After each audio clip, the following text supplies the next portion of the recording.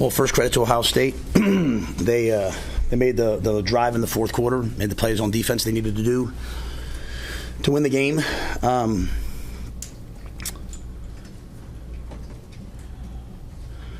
always have to be very careful with what I say because people take things I say and sometimes hear something else because my wife tells me I don't communicate the best sometimes, so I have to make sure I say this the right way. As you go through this, the hardest part of what we did when we went to Temple and what we did when we went to Baylor was getting guys not to say, oh, here we go again, and getting guys not to expect to lose. Getting everyone, including the people around the program, not to focus always on what's wrong, but what's right? And that's hard, right? You're constantly talking to your staff, your coaches, your players. Last week was a low for us since we've been here. Because the minute the game got hard, we kind of looked around like, oh no, what's happening to us? Kind of victims, like, yeah, this is happening to us. And this was a hard week. But a week that I knew, because of my experiences, we would turn into something good. We would teach. The players would see us, instead of us being defensive as things are said, they would see us stand like men. Anyone can just be defensive. Like, just stand like men in front of them, not blame the players, but work hand in hand with them. And we expected to come here and win the football game. We expected to win. And so I say this, to me, it's so hard because you don't want it to sound like a moral victory because we lost, and we're not here to lose. We're the University of Nebraska. We're not here to lose. But in terms of the development and growth of what you're trying to build, because while the world and everyone wants things to happen quickly, if you want it to be sustainable, if you want it to last forever, you have to do it the right way. I get asked a lot of questions about, why aren't we doing it this way, that way? We're trying to build something sustainable. Maybe it'll work, maybe it won't. Who knows? A lot of you guys have seen a lot of guys come here try to do it and it hasn't worked. So I'm trying it a different way. I was proud of that football team today. I was proud. They didn't back down. They had some really tough breaks. They had some things really go against them, even the way we started. And they competed. It's the first time since I've been here that I felt a championship mindset in the locker room. Along with the championship mindset, as those who compete know, comes utter disappointment when you lose. So that part's hard. It's hard for the guys. But I saw a group of guys, even at the very end, take the field, going out there to make one more play, have a chance to compete against one of the best teams in the country. So I thought they grew up. I challenged them. It better look this way next week. Some of the football's still tough. It's hard. You're literally, you got some of our administrators that hear me on the field. I'm still, you got some young guys out there. You're still coaching things out there in the middle of the game that in a year or two you hope that it's second nature. It's just what it is. But for those of us who believe in the long way, the hard way, for those of us who haven't had things handed to us, for those of us who believe in building, for those people who believe in putting in an honest day's work, like I hope while they're disappointed, they're proud of what they saw, of what they competed. And while I yelled at the officials sometimes and all that, our players didn't let it bother them. Our players just continued to compete. Thought we played with class and dignity. We had a chance to win. So I know that's long. I know it's hard. I don't say that to justify what we're doing. I'm saying that so our players will understand why I'm so proud. Not satisfied. That's very, very, very important. There are no moral victories, but proud. With that, I'll take what questions you guys have. Can you discuss how you had success against Ohio State's run game, both what you guys did well and what you might have been able to take advantage of in terms of what Ohio State was doing? I thought our defense was dominant all day. Save 3 plays. Take away 3 plays. I think on the first one, we were playing a little 3 down and we took advantage of it. Tony did such a nice job. We kind of recognized pretty early we were going to be able to rush the passer, so he went back to 4 down. The second one, kind of a condensed set check, and they just, Jeremiah is a really, really good player. He ran by us, and, just a nice play by them. Just they made a play, right? And then really the third one, they just kind of ran a double move out and up and just caught us in the zone coverage where you need someone just to make a great play. We just, we didn't see it. But other than those 3 plays, I think that was probably as good a defense as I've seen, for most of the day. I thought we tackled well, we handled the run, we won on the perimeter, we hit the quarterback. But I think my eyes aren't very good, so it's hard. I don't know what the third down numbers were, but I thought we were excellent on third down, including some 1 for 10, some 3rd and 1s and 3rd and 2s, a 4th and 1 stop. So, we won until the last play, we won the turnover battle with Matt Malcolm's great pick. So, I don't think it was anything special. They have a great run game. Chips, they've got great players, got a great coach. I think our guys just played really well, played physical, played hard, got off blocks. We didn't do anything real special today. Ohio State's defense is obviously really good. There's moments, obviously, I'm sure you're thinking about is in the goal line situation. There's 4 plays from the 7, all of them runs. Can you maybe just walk us through the process of those play calls and how you feel like that can serve? Yeah, I think you have the ball down there, you need to score a touchdown. I can only really probably talk about the last one. We had them set up to run the speed sweep. We thought we'd get in. When Jalen went down, we thought Jalen went down inside the 1. As the official came out, he's coming down like on the 1 yard line, and then as he runs out, that's how you spot balls, right? Kind of goes to the 2. We lost Barrett, our fullback, last week, so we had to use defensive players. So we send them out, thinking the ball's in the 1. As the ball gets respotted back to the 2, and you probably saw me pretty animated about it. Now you're calling that play from the 1.5, 2 yard line. I think the same play happened right before the half, right? Like we thought we had a first down, so then we had to burn it. So, and I'm not complaining about the officiating. I'm just telling you the impact. And when you're on the road in this environment with the noise and all the things that are happening, credit to the Ohio State fans. What a great environment. I mean, the Redcoats, from the minute you get here, they're nice and friendly to you, and the game starts, and they're here to make that hard. A ball you think spotted somewhere that gets moved back really affects the play calls that you have. I do think, you can't. It's hard in life, you have to find, at the end when you look at the results, if they don't work, they don't work. But you're also saying to yourself, the best things we did today were also Dante on some big runs, and so. If you want to run the ball, you have to sometimes be willing to have a 2 yard gain, a 3 yard gain, which sets up now a ball outside, which we thought maybe Jay Lloyd would score on. And if not, we said we'll get the ball down inside the 1 and we'll pound it. If it's 4th and 3, then we'll throw the ball in.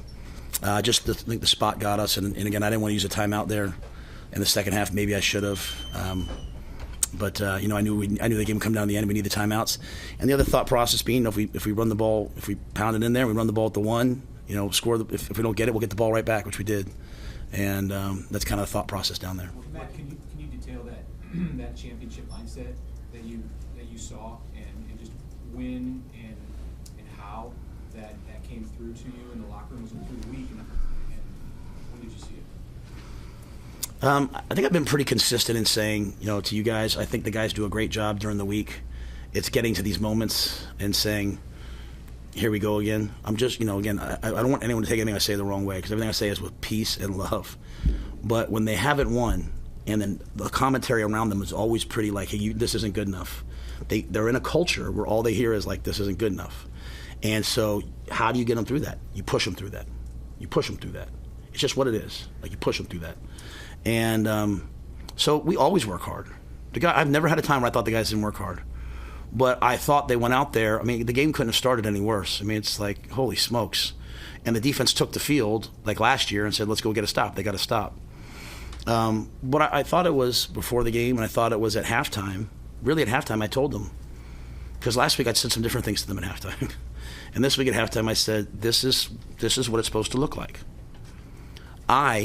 If I start worrying about the results only, and you had a coach. You had Coach Osborne, who all he talked about was the process and not the results. I mean, everybody knows what it's supposed to look like. Coach Osborne taught us. He showed us.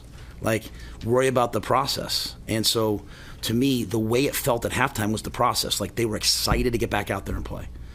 They were not like, oh man, I can't believe I can't believe they called OP offensive pass interference on that play. They don't worry about that, which a lot of times our guys have worried about. And you always got me saying, like, just play. What's next? Just play. What's next?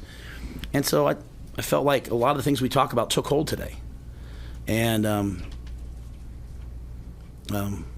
that to me is something I feel relieved.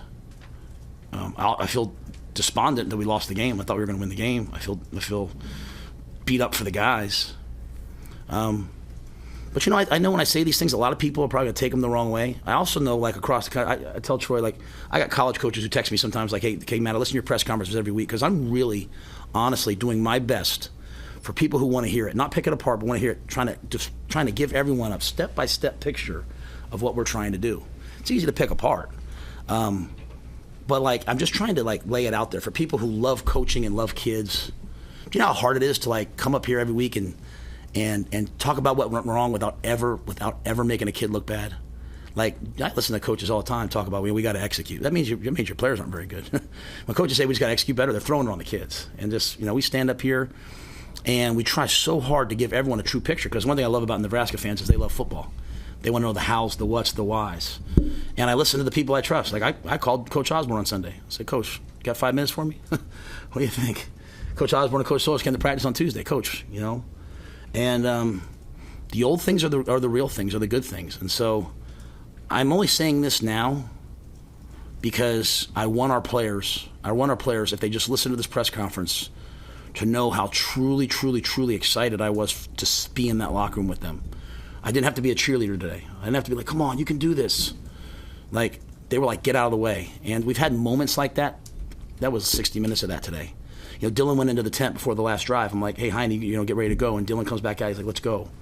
And, Dylan didn't want to just be in the game. He wanted to go win the game, right? And it got really, really, really loud. So we had the false start, and we don't miss a play. But so the football will get better. The football will continue to get better. But make no mistake, the hardest thing is building a culture of championship caliber expectations without winning. There's a lot of guys that have taken a lot of jobs that are already winning, and they keep it going. I should probably try that sometime. But this to me is why the Lord put me on this earth. Like, to work with young people and to have them raise their expectations. And it's why these guys are here. I mean, that's Dylan, Jacory. They could have gone somewhere where they were already winning. They came here to build it. So I'm proud of them. And I say all this because I hope fans are disappointed, but I hope they're proud of them. Now, if we don't do it again next week, Mitch, to your point, if we go out there next week and we're front runners again, then it was all for naught. Like, this is a step. And it has to be where we are now, that we play this way every week. The football has to be better, but anyway, my take. How much did you see John make those kicks and how it lifted the team maybe in the locker room against that 54-yard? Well, I'm so fired up for him. And again, on the same vein, on the same point, because even last week, I think Mitch asked me, like, hey, did you not kick it because of, I said, hey, I think he's going to make these kicks. And it was a great question. I'm not saying that, Mitch, to you, please. I think it's the right question, right? But if you go back to my answers, I was like, hey, I think he's going to be a great kicker someday. I mean, I've said that on record. Like, I think he's going to be a great kicker someday. It's just, things take time. But now you have him for what? How many years do you have him for? You have him for 4 years? So you have that kid who makes those kicks in those moments. Like, if you want to know why I feel fulfilled, not satisfied, but fulfilled, it's because if you go back to my press conference a couple weeks ago, I told him, I said, yea, though I walk through the valley of shadow of death, I will fear no evil, man. Like, you're walking through the valley of the shadow of death. But in this program, you don't have to walk there alone, right? Like, you walk there arm in arm with the guys. Like, every day he kicks field goals. You know who's standing right next to him cheering him on? Jacory. Jacory. Screaming. That's our starting freshman wideout, screaming. And he made those kicks. I was like, man. I said to Mar before the game, like, hey, if it's a long kick, should I put him out there, his confidence? Brett was like, don't worry about his confidence. Put him out there. So I think some of our guys are really getting better. Last one. I'll answer them all today. I spent a lot of time philosophizing. They have some football questions. Well, I was going to ask, how satisfied were you with your physicality today? Because it looked like you owned the line of scrimmage. Yeah, you go back last week. I don't. It's going to sound weird. I don't know that like our guys weren't willing to be physical. We were just really out of whack. Like, we were expecting one type of game, and it was another type of game. Now, we didn't tackle well. Today, I think the guys squeezed blocks and ran to the ball together. And sometimes you give up. You're playing really good run defense like that, and all of a sudden you give up a big play, and all of a sudden guys start to panic a little bit. But they didn't. And we played a lot of guys. We didn't have Tommy today. Sierra played. Malcolm moved to corner for us. Malcolm played corner. Keys played safety. Deshaun played safety. Jeremiah finished the game at corner when Malcolm went down. So, we want to be a physical team. We want to be the most physical team on the field today. We want to win the turnover battle. We want to have a culture of execution, do our job. But more importantly, we want to be the more physical team. That's a physical team too. Like they play defense, and one of the tough things we're going on is 4 straight games of us going into a team off a bye. A team off a bye has 2 weeks to study you, 2 weeks to prepare for you. So we came out early on, corners over man, and they run to cover 2, and so we lose a play there. And Dylan did a great job. The little things Dylan does, no one will see, but did a good job of getting us in the right plays after a while. Sorry, Brian. How would you sum up the last offensive series? As you mentioned, Dylan, you didn't know if you were going to have him maybe, and it was chaotic because there was a break in the action while they were figuring out penalty and all that stuff. Well, it was a break in the action too, because they told us to come in the middle of the field because they were throwing bottles, right? Let's talk about and that was there's water bottles, and trust me, I'm all for all. I'm from Philly. I'm all for all of that. That doesn't bother me. I just got the guys in the middle, so let's go. But we had the penalty, right? And there's 3:45 left, and so we always expect something good to happen. So really, in those situations, we call it last shot. You're trying to get the ball with a 2-minute warning, so that they don't have an opportunity to go back and answer. You're either going to win that, you're going to win that on a game-winning buzzer beater at the end of the game, go down there and throw a touchdown and give them 17 seconds left, or not. So that happened. We ran the screen play, and we just missed the block on the man-to-man defender. We have them. We just missed a block on the man-to-man defender. Come back, they're being pretty exotic there. I didn't see, the last plays. We're pushing the ball down the field. I didn't see exactly what happened on that last play, but, these are great reps for Dylan. I know he wanted to win. These are great reps for Gunner. These are great reps for Ja'Cory. A lot of those guys, thought Isaiah Nayor today showed up and played probably one of his best games. I have to see exactly. They've got quite a pass rush. They've got great players on defense. And, I thought we hung in there, though, on those plays. They got us on 0 the one time in the red zone. That was a really difficult because we would have kicked a field goal there, and that might have changed the game. We called a ball to try to get the ball to his hands, and they just brought more than we could block and, didn't get it off. So we had some other opportunities that we just have to keep working on. What is your analysis of the screen game? Of the screen game? I thought today we thought because of their pass rush we'd really have to screen them because they've typically historically been a 4-man rush team with Larry Johnson. They brought a lot more pressures today, and so sometimes the dropping ends. I think we had one early that we liked, but other than that, I think early in the game we said, hey, let's get out of the screen game. It's just more of a zone blitz pressure game. And then the one at the end, it's first 15 or whatever it was, and we went to a man beater and just didn't make the block, So it wasn't good enough probably today. That part of the football was definitely not good enough, the screen game. You talked about the championship attitude in the locker room. You're the first team to score in Ohio State in the third quarter. In fact, you outscored them 3-0. Was that attitude? Was there some key adjustments that you made? What was your success there? I thought we found some runs in the third quarter. We ran a couple wham trap plays. We whammed the 3 technique, and Dante was close to splitting one. He looked like he was about to go for 80, and the guy came and tackled him around the ankles. So I thought we got the run game going there. And, we punted the ball down. Then we got the pick. So we played on their side of the 50. We look back at the game just from a football perspective. You have to make more of those opportunities, whether it's the goal line plays that Sam talked about or not always kicking field goals, but scoring some more touchdowns. That was part of it. But, again, they have a great defense. But our kids made some plays to hang in there and stay with it.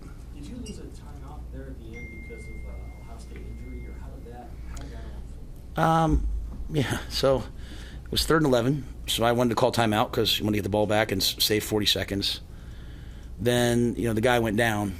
So I just said, hey, do I get that timeout back? Because every crew's a little different. Sometimes they'll give you that timeout back. I wanted it back. I didn't get it back. And then we had that situation where the targeting plus the catch, and then I was watching. I saw Coach Day, out there at the numbers, and they threw 15 on him. So then when they unthrew the 15, I was just confused. Right, I'm trying to figure out where the ball's at. So a lot of these, it's just so loud out there. Sometimes it looks like you're like this. I had him come over because you think the ball's going to be at the 35-yard line, you're calling a different play than if the ball's at the 50 or the ball's at the minus 45. So, if a flag's thrown, I can't hear. When they say, like, hey, I can't hear what's being said. So I'm just trying to figure out what happened. Unique circumstances, right? Like I said, they had us come out. They said, hey, bring your team off the sideline.